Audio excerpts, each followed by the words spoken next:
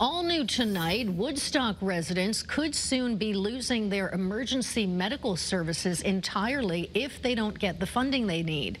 Response times to 911 calls are around 30 minutes. Channel 3 Eyewitness News reporter Bryant Reed brings us the details. The Muddy Brook Fire Department here in Woodstock says their emergency calls keep going up while their EMS volunteers keep going down. They say it's been like this for years, and now it's not only a lack of volunteers they have to worry about, it's also funding, which would mean that their entire Woodstock ambulance services would be gone for good. After taking to Facebook, the Muddy Brook Fire Department in Woodstock made a plea for more funding from town officials. The main problem, the lack of EMS services.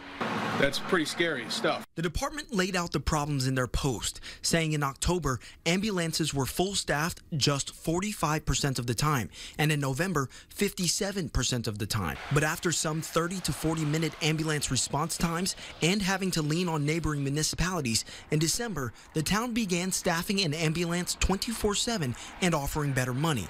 Response times then decreased, and they had a full crew 96% of the time. Jared Latour has lived in Woodstock his entire life and says he remembers when he himself has needed an ambulance. Emergency medical services, anything having people's lives in your hands should always be a #1 priority. Muddy Brook FD says the money being used to fund EMS has now been earmarked for other projects, and unless the budget changes, come July 1st, Woodstock won't have any emergency ambulance services to call its own.